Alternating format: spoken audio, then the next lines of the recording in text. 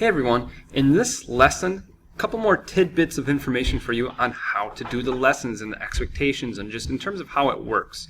So one thing we're going to take a look at is how do you actually do like the lessons and what order should you do them in, and then how do you put in like the correct answer. Say you got an answer wrong, well how do you correct it, and just some information regarding that.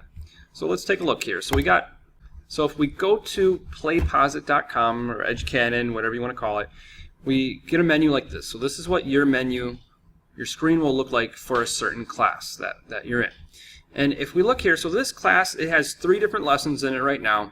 And like in Canvas or maybe other learning management systems, maybe some things, the way that you do it in those other places is from the top down. But for here, so very, very important for PlayPosit, for this EdgeCanon site, is we start from the bottom up. So we work from the bottom up. Very, very important.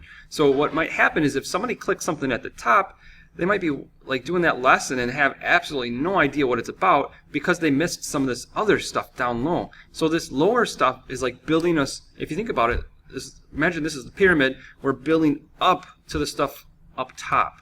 So this lower stuff is very important so we can understand the stuff above it and so on. So anyway, from bottom up, that's the way that we want to do the lessons. And then also look at the due dates. The due dates matter as well, and there'll be due dates here on the site as well as like on Canvas or a management system, whatever we're using.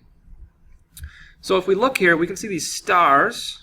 You can see these stars, and that tells us something. So this full star says that this video has been fully watched. It doesn't mean it's 100% done, because for us in class, for something to be considered 100% done for these lessons is they have to have everything 100% correct. So this one's not 100% done yet. This one has some progress, and this one has not been even touched yet. So let's take a look at this, and let's figure out how to actually adjust these answers. So if we got, so the 75% means something's not incorrect. So we need to adjust the answer to get it correct. So let's see how to do that. So on this lesson, so this student has already fully 100% like watched all of it or participated in all of it. So what they can do is they can track forward and back at this point. They don't have to like restart at the front. They can actually click around if they need to click around. And now one thing I want to show you in this progress bar is if we look here, there's some different colors. There's 4 questions. This says Q1, Q2, and so on. If you notice, these 3 last questions are green. What that means is those 3 questions were answered correctly. And if we look at this red one, well, that of course then means that it's not answered correctly. So we're going to click that, and then now this brings up the questions for us. So this shows us the original questions. Red means what the person originally selected, and green means what actually is the correct answer. So what your job as a student on these lessons, again, so you're supposed to be a fully involved professional learner, super involved with your learning, is that you should be fully focused on these lessons and so on. And hey, sometimes we get stuff wrong just because maybe we don't fully understand it yet. So what that means is if you get something wrong, think about it. Why did I get that wrong? You think about it, and then maybe it hits you right then and there. So then, bam, you're like, oh yeah, I know the correct answer is blah, blah, blah, because, so then you're good to go. Or maybe you don't quite understand yet. So then if you don't quite understand, what you should do is you should track back, rewatch a section or certain sections or multiple sections or all of it, and then come back to this to try and answer. So then what you would do is you'd put in why is the correct answer correct.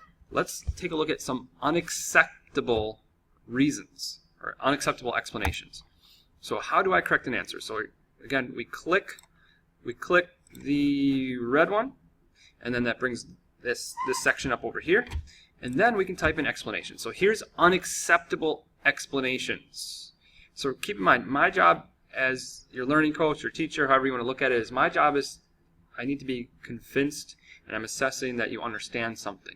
So you need to prove to me, your job as a student to prove to me that you understand something. So if you say something like, as explanation, oh, I understand it now. So maybe somebody types it in, I understand it now. Well, as a teacher, you didn't prove it to me. Whereas maybe you do understand it, but by putting that doesn't actually prove to me as the teacher that you do understand it. So that would be an unacceptable explanation. Some other unacceptable explanations. I clicked the wrong answer. Whoops. So then somebody might type that in here. Whoops, I clicked the wrong answer. But again, I'm not saying you're lying, but by saying you clicked the wrong answer, that doesn't actually tell me or prove to me as a teacher that you actually know why the correct answer is correct. And then there's another one here. Well, the correct answer is correct because it's correct. That one's kind of self-explanatory. Obviously, that's not really explaining to me either. So this question was, what should I be doing as I'm participating in the video lessons? The correct answer is, I should be fully focused, thinking, answering questions, and backtracking if needed. So like that answer is correct because this is about learning. And I should not be distracted at all while I'm learning. So that's something I could put in here, is that these lessons are about learning. So I should not be distracted during my learning. So this is an example of a more appropriate explanation. So then what happens for me as the teacher, it then will show up as orange. So I submit that. As a student and as a teacher, I believe it shows up as orange. It's thinking right now. So what should happen is then this bar for this question, for question number 1, it should show up as orange for you and for me as the teacher. And then what happens is what I do on the teacher side is I can then look at your answer. And then once I take a look at it, if it's acceptable, then I will give points for it or whatever you want to say for that. And then it turns to green. So once I say, hey, it's okay, I click the okay thing for it, it shows up as green for you and for me. So if it was orange and it still is orange, that means that I didn't take a look at it. If it's orange, then it goes to red. That means that the explanation here is not quite right. So what that might mean is one of two things. That either means, hey, we're going to have you rewatch this section or the video lesson to try again, or it means, hey, kind of struggling a little bit or not quite understanding through the video lesson, so let's talk in person. Let me help you out in person. So that's kind of how it works. So again, the expectation is that everything under here eventually is 100% green, and it's easier for both you and me is if you really, really try to get it correct the first time around. But again, part of learning is making mistakes. So it's okay if you get something wrong. That's part of learning. I'm expecting that.